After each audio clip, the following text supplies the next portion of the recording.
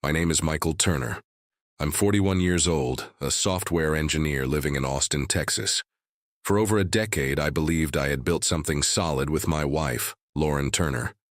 She was 38, a marketing manager at Brightwave Solutions, a local startup with a decent reputation in the tech scene. We had been married for 12 years. Our life wasn't flashy, but it was comfortable, stable. Or so I thought. I've always been the kind of person who solves problems quietly. In code, you learn to debug methodically, to trace errors back to their source without emotion. That same approach is what saved me when everything started falling apart. It began with small changes in early 2022. Lauren started working what she called overtime, with unusual frequency. Suddenly, there were last-minute business trips, weekend conferences that appeared out of nowhere, and she kept mentioning one name over and over: Ethan Caldwell, the CEO of Brightwave. 45 years old, married with 2 kids, always described with words like visionary and inspiring. At first, I told myself I was being paranoid, but the pattern kept repeating. Late nights at the office, expensive dinners charged to the company card, trips to San Francisco and Denver that seemed to have very little business justification. I didn't confront her. I didn't yell or accuse. I knew that an emotional reaction would only give her ammunition to paint me as insecure or controlling.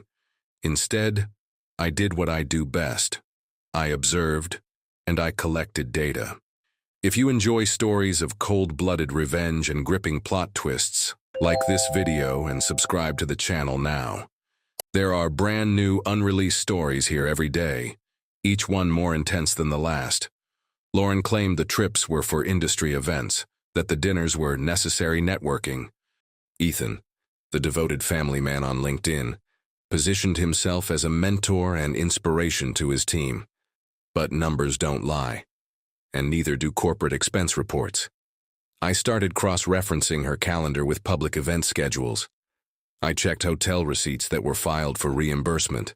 I noticed that certain expenses were always paired together: Lauren and Ethan, same cities, same hotels, sometimes even adjoining rooms justified as team collaboration space. The company car she used had a GPS log, standard practice for corporate vehicles. The timestamps told a story that contradicted every explanation she gave me. Late-night drives to upscale neighborhoods, hours parked at locations that had nothing to do with clients or business meetings. I realized this wasn't just about my marriage falling apart. This was about corporate misconduct, misuse of company resources, and a complete violation of professional ethics. Lauren and Ethan weren't just having an affair. They were doing it on the company's dime, using business trips as cover, and potentially exposing Brightwave to serious liability. That's when I made my decision. I wasn't going to play the role of the angry husband making a scene. I was going to handle this the right way, completely and thoroughly. I contacted a divorce attorney, someone who specialized in cases involving asset protection and professional misconduct. Together, we built a file. Every suspicious expense report, every text message sent from company devices, which according to Brightwave's own employee handbook, were subject to monitoring and belonged to the corporation, not the individual. Calendar overlaps, travel records. We documented everything, always staying within legal boundaries. I initiated the separation quietly in the summer of 2022. No announcements, no public drama. I simply filed the papers and moved forward with methodical precision. The divorce was finalized in early 2023. Lauren was surprised by how much evidence I had. Her lawyer advised her not to fight it. Ethan, of course, stayed silent throughout the entire process, protecting his own reputation and his position at Brightwave. But I wasn't done, not by a long shot. After the divorce was finalized, I had a choice to make. I could have spent years feeling sorry for myself, replaying the betrayal in my mind, letting bitterness consume me. But that's not who I am. Instead, I channeled everything into building something new. I founded a startup focused on automation solutions for small and medium-sized businesses. The idea had been forming in my mind for years, something I'd discussed with Lauren back when we still talked about the future. Ironically, she had always dismissed it as too risky, too small scale. She preferred the prestige of working for a company with a charismatic CEO. I started small in March 2023. Just me and two former colleagues from my previous job, working out of a co-working space in downtown Austin. We called it Apex Automation.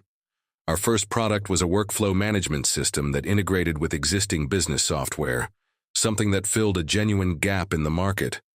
The first year was brutal.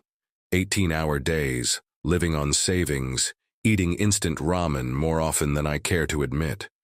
But we were lean, focused, and most importantly, we actually understood our customers' problems.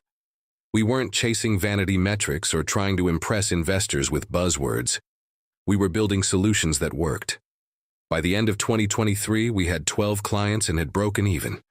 By early 2024, we had grown to 40 clients, had brought on 6 more employees, and had secured our first round of seed funding from a venture capital firm based in Dallas.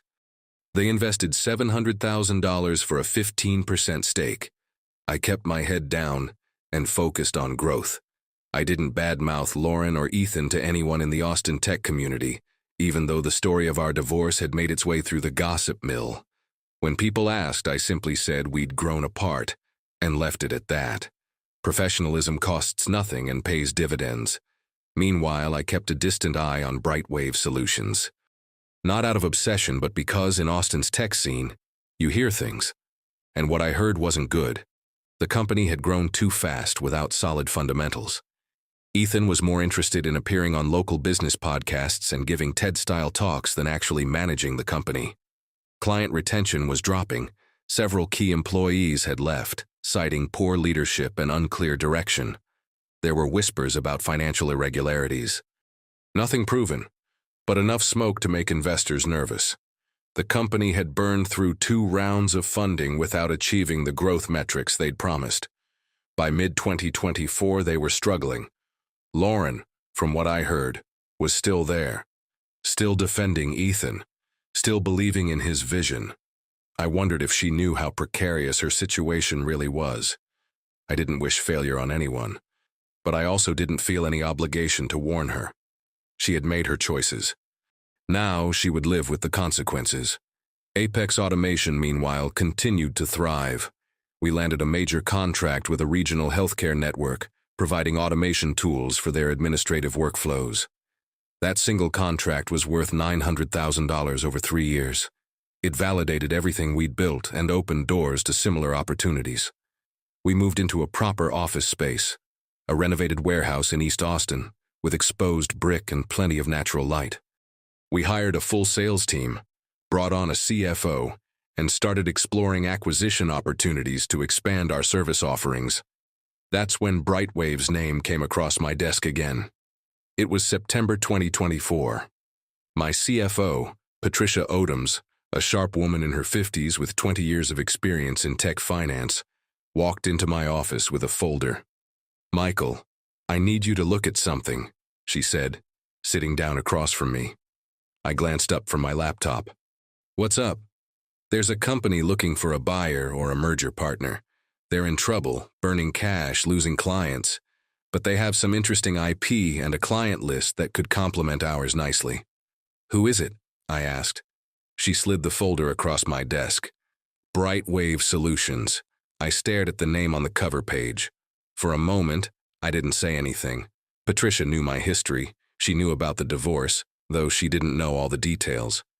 "You okay?" she asked carefully. I opened the folder and started reading through the financials.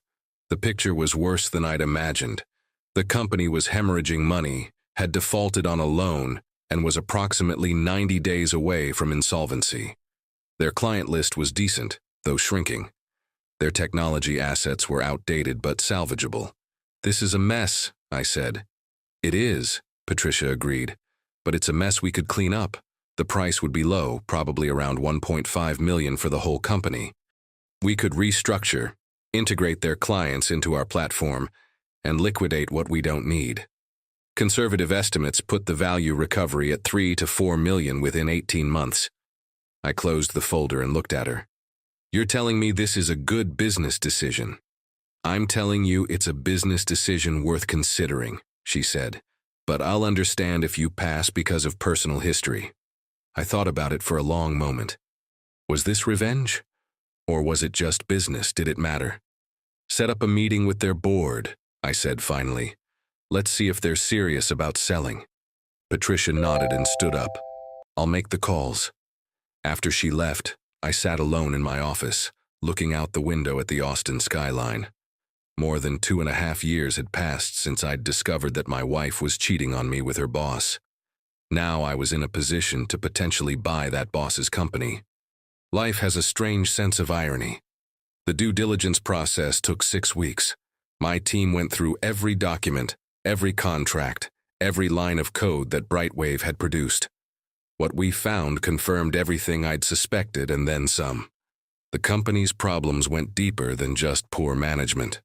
There were serious compliance issues, expense reports that didn't match receipts, corporate credit cards used for personal purchases, and buried in the HR files, multiple complaints about inappropriate workplace relationships that had been ignored or swept under the rug. One document in particular caught my attention. It was an internal audit from late 2022, conducted by Brightwave's former CFO before he resigned. The audit flagged numerous instances where company resources had been used for non-business purposes throughout that year, specifically mentioning unauthorized travel expenses and questionable reimbursements involving senior leadership. The report named Ethan Caldwell and Lauren Turner explicitly. It recommended immediate corrective action and policy enforcement. Instead, the report had been filed away, and the CFO had left the company 3 months later, in early 2023. I made copies of everything and had our legal team review it thoroughly. "This is a liability goldmine," said our attorney, David Greenberg. "If you acquire this company, you inherit these problems unless you handle them correctly from day one." "What do you recommend?" I asked. "Clean house," he said bluntly. "Anyone involved in these violations needs to go, and it needs to be documented as termination for cause based on policy violations. That protects the company and protects you personally from any wrongful termination claims." I nodded. "Let's make sure we do this by the book. Everything documented, everything justified, everything legal." The negotiations moved forward. Brightwave's board was desperate. They'd already had 2 potential buyers walk away after seeing the financials. We offered $1.4 million, significantly below their asking price, but we were the only serious offer on the table. The board accepted. The acquisition was structured as an asset purchase, which meant we could choose what we wanted to keep and what we wanted to leave behind. We wanted the client contracts, the intellectual property, and the office lease. We didn't want the debt or the legacy liabilities. Throughout the entire process, I never spoke directly to Ethan or Lauren. All communication went through lawyers and the board. I'm sure they knew who was buying the company, but there was nothing they could do about it. Ethan, as CEO, actually had to vote to approve the sale to save his own stake in the company. The irony wasn't lost on me. The deal closed on December 20th, 2024. The moment the final signatures were on the documents and the wire transfer was confirmed, Brightwave Solutions ceased to exist as an independent entity.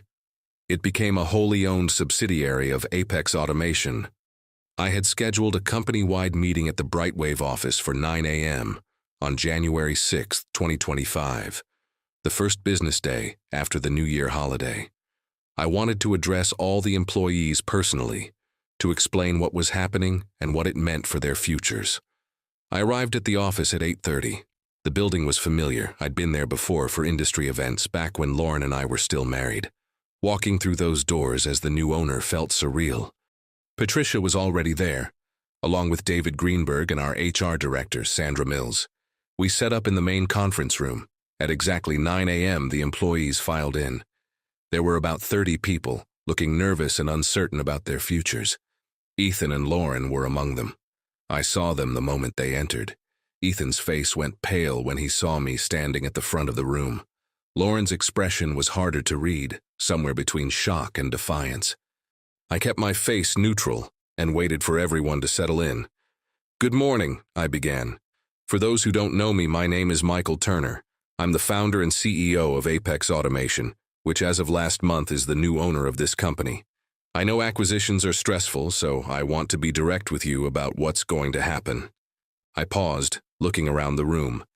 Most people were listening intently. A few were glancing nervously at Ethan. First, the good news. We're not shutting this operation down. We see value in the work you've done and the clients you serve. Most of you will have jobs going forward, and we'll be discussing individual roles and transitions over the next few days. I could see the relief on several faces. However, I continued, we also identified some serious compliance and policy violations during our due diligence. These violations involve misuse of company resources, inappropriate expense reporting, and failure to maintain professional standards required in any workplace. The room got very quiet. As of this morning, several employees are being terminated for cause based on these documented violations. These are not layoffs. These are terminations for misconduct. Our HR director will be meeting individually with those affected. I nodded to Sandra, who stood up holding several folders. Ethan Caldwell and Lauren Turner, please come with me, she said calmly. The room erupted in whispers. Ethan stood up slowly, his face red. This is ridiculous. You can't— Mr. Caldwell, David Greenberg interrupted, stepping forward. You signed an employee handbook that explicitly prohibits the misuse of corporate resources for personal benefit. We have documented evidence of multiple violations dating back to 2022. Your termination is effective immediately, and you'll receive the severance outlined in your contract, which is more than generous given the circumstances. Lauren was staring at me. For a moment, our eyes met. I didn't see anger or regret, just a dawning realization of how completely the tables had turned. Michael, she said quietly, can we talk privately? No, I said simply. There's nothing to discuss. Everything has been handled through proper legal channels. Sandra will explain your severance package and the terms of your departure. She opened her mouth to say something else, but Sandra gestured toward the door. Please, let's handle this in private. Ethan and Lauren left the conference room, followed by Sandra and David. The remaining employees sat in stunned silence. I waited for the door to close before continuing. I know that was uncomfortable to witness, I said, but I want to be clear about something. This company failed not because of bad ideas or bad products, but because of bad leadership and bad judgment. Moving forward, we're going to run things differently, professionally, ethically, transparently. I spent the next 30 minutes outlining the transition plan, answering questions, and reassuring people about their positions. By the time the meeting ended, the mood had shifted from fear to cautious optimism. After everyone filed out, I stood alone in the conference room for a moment. Patricia walked back in. How do you feel? She asked. I thought about it. Satisfied, I said finally. Not happy, not vindictive, just satisfied that things worked out the way they should have. She nodded. Fair enough. We've got a lot of work ahead of us. Let's get to it, I said. The integration of Brightwave into Apex Automation took about 4 months. We kept 22 of the original 30 employees. The others either chose to leave on their own or were let go as part of the restructuring. We migrated all the clients to our platform, consolidated the operations, and closed the old office, moving everyone into our headquarters. The financial projections Patricia had made turned out to be conservative. Within 6 months, we'd recovered the acquisition cost and were seeing increased revenue from the expanded client base. By September 2025, the combined company was valued at approximately $10 million, more than 7 times what we'd paid for Brightwave. I never saw or heard from Lauren again after that day in January.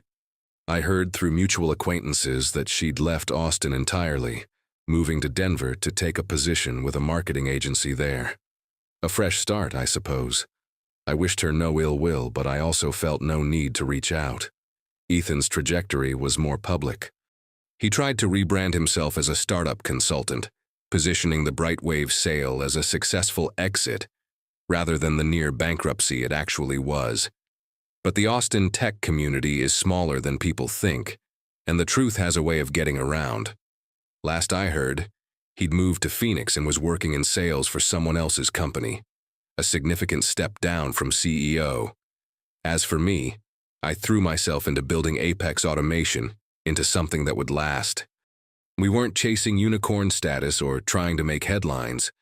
We were focused on sustainable growth, treating employees well, and actually solving problems for our clients.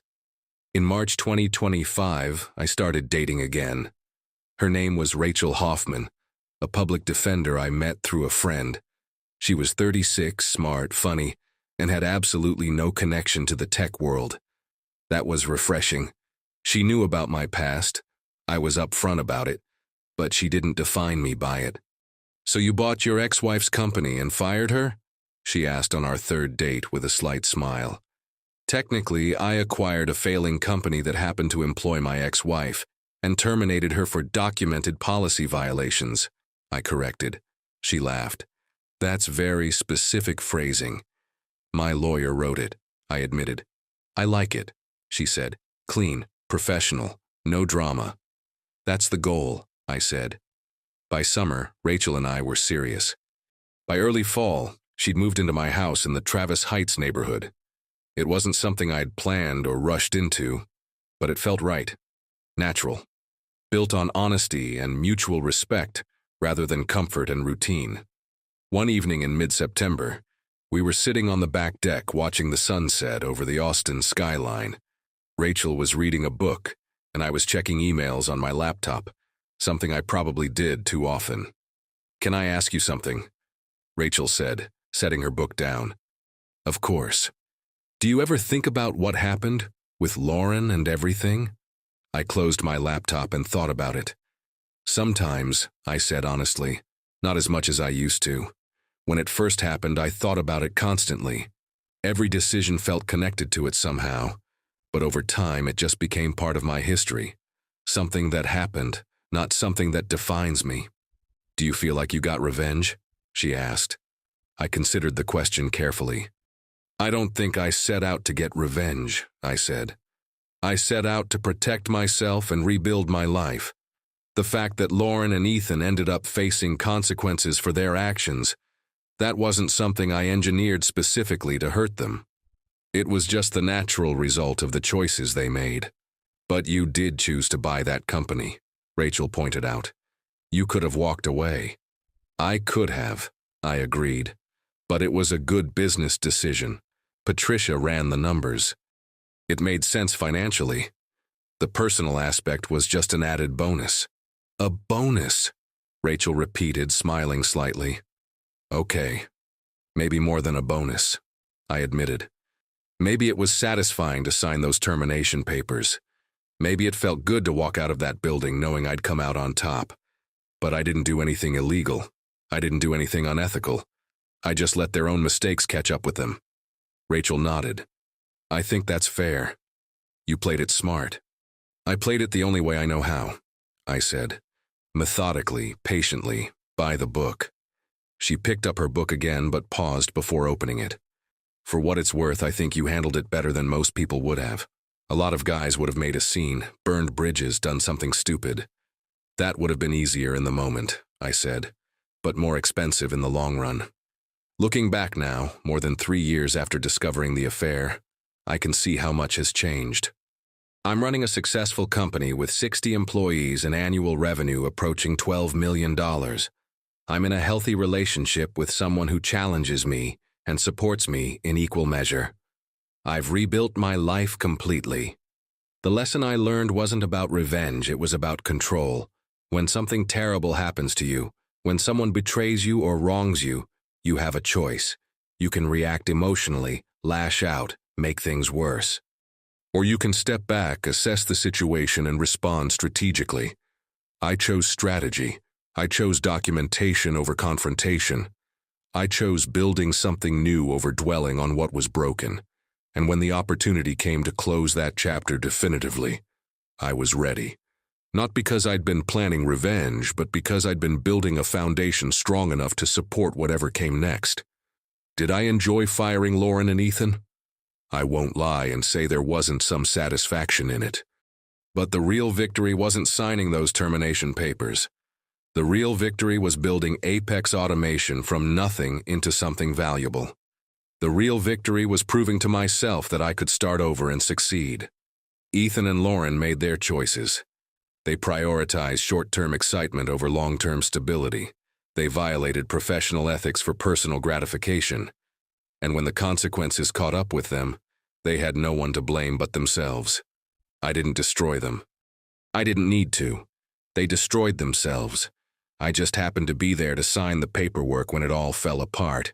That's not revenge. That's just accountability. And sometimes the best response to betrayal isn't confrontation or drama. It's silence, strategy, and the patience to let time prove you right. I'm Michael Turner. I'm 41 years old. I run a successful tech company in Austin, Texas. I'm in a good relationship. I sleep well at night. And I've never once regretted taking the high road, even when the high road happened to lead me right back to the people who wronged me. That's my story. That's how I handled it. And I'd do it exactly the same way again.